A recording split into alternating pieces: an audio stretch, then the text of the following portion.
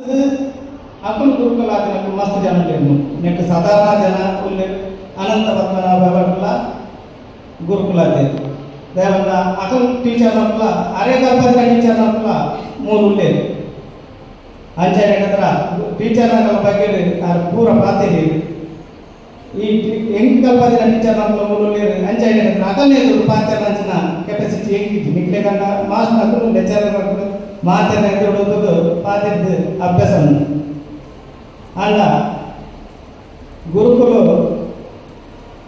ವಿದ್ಯೆ ಕಲ್ಪನೆ ತೊಟ್ಟುಗು ಬೇಲೆ ಕಲ್ಪಾದಿನ ಎಲ್ಲ ಗುರುವೆ ಅಣ್ಣ ವಿದ್ಯೆ ಕಲ್ಪಾದಿನ ಅಂತ ಎದುರು ಬೇಲೆ ಕಲ್ಪಾದಿನ ಏಪಲಂಚಿ ದೇವಣ್ಣ ಯಾನಿತ್ತು ಏತ್ ಮಲ್ಲ ಇಂಜಿನಿಯರಿಂಗ್ ಯಾರು ಎದುರು ಪಾತೇನೆ ಅಣ್ಣ ನಾನು ಅಂತೆ ಏನು ಕಲ್ಲು ಪರತೀರನ್ನು ಕಲ್ಪಾದಿನ ಗುರು ಐಟ್ ನಿವೃತ್ತಿ ಆಪಿನ ಪ್ರಶ್ನೆ ಇಚ್ಚಿ ಎನ್ನಲೆಕ್ಕೋರು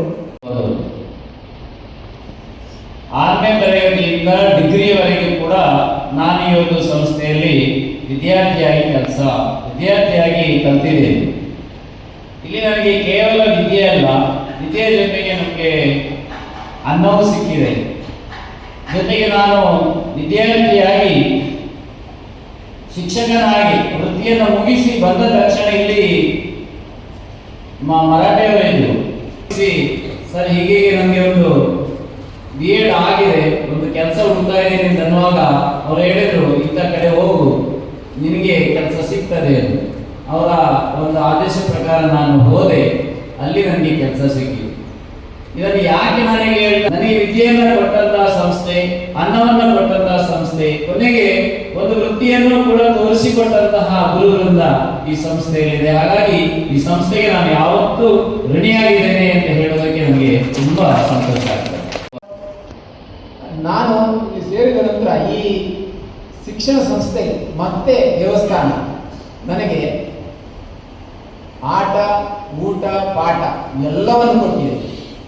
ಹಾಗಾಗಿ ನಾನು ಈ ಎಲ್ಲ ಸಂಸ್ಥೆಗಳಿಗೆ, ದೇವಸ್ಥಾನಕ್ಕೆ ಮತ್ತು ಆಡಳಿತ ಮಂಡಳಿಗೆ ಸದಾ ಚಿರಋಣಿಯಾಗಿದ್ದೇನೆ. ಸೊ ಅದನ್ನು ಎಷ್ಟು ನೆನೆಸಿಕೊಟ್ರೂ ಸಾಲು. ಮತ್ತು ನಾನು ಇಲ್ಲಿ ವಿದ್ಯಾರ್ಥಿ ಆಗಿದ್ದಾಗ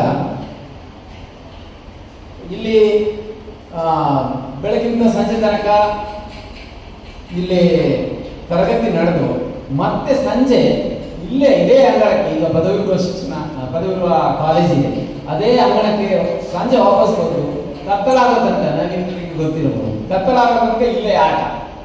ಮತ್ತೆ ಸುಮಾರು 35 ವರ್ಷಗಳ ಕಾಲ ನನಗೆ ನನ್ನ ಕುಟುಂಬಕ್ಕೆ ಅನ್ನ ಹಾಕಿದ ಸಂಸ್ಥೆ ಮತ್ತು ದೇವಸ್ಥಾನ.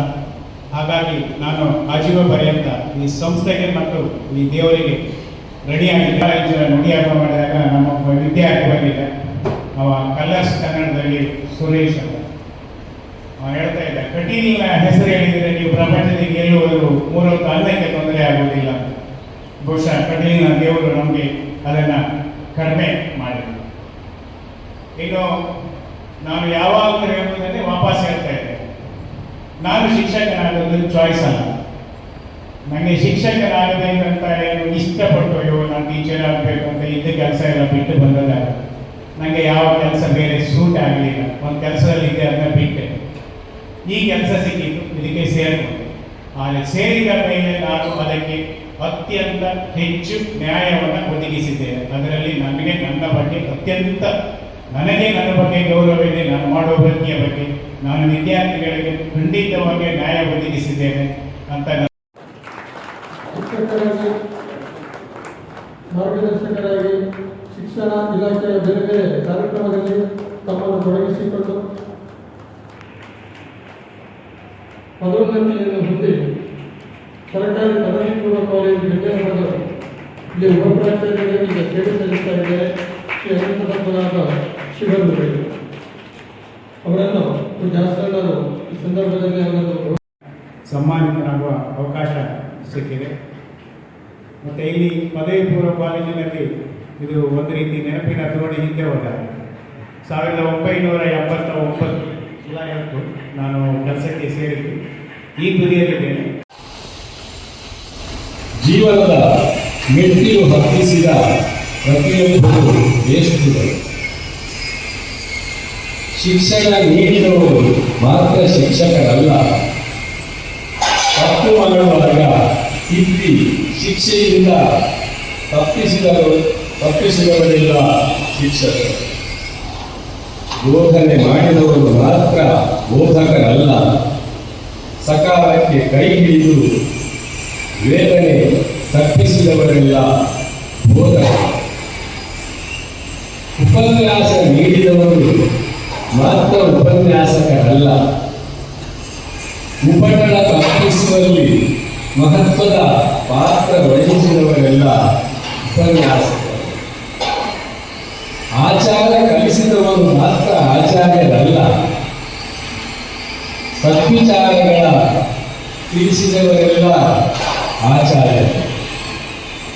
ಮೈ ತುಂಬಿಸಿಕೊಂಡ್ರೆ ಗುರುಗಳ ಸ್ಥಾನವನ್ನು ಹೇಳಿಸಿ ನಿಲ್ತೀವಿ.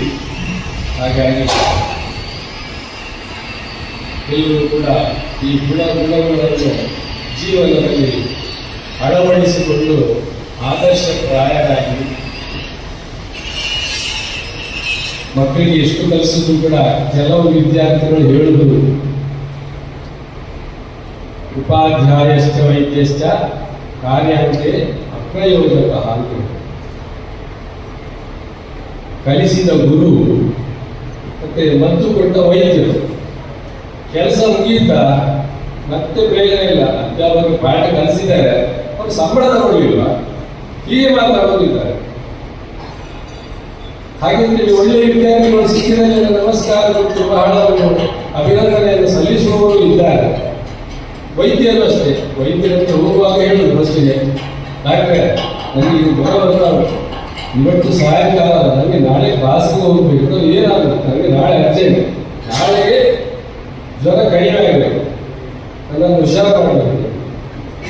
ಆನಂತರ ಅವರು 30 ರೂಪಾಯಿ ಇಲ್ಲಿರುವ 150 ಕೊಟ್ಟು ಹೋಗಬೇಕು. ಡಾಕ್ಟರ್ ನೋಡಿದ್ರೆ ನಿಜವಾಗಿ ಒಂದು ಇಂಜೆಕ್ಷನ್ ಕೊಟ್ಟದ್ದು 150 ರೂಪಾಯಿ ಹೇಳಿದ್ರು. ಹಾಗೆ ಕಾರ್ಯ ಮುಗೀತಾ ಅವರಿಂದ ಪ್ರಯೋಜನ ಇಲ್ಲ.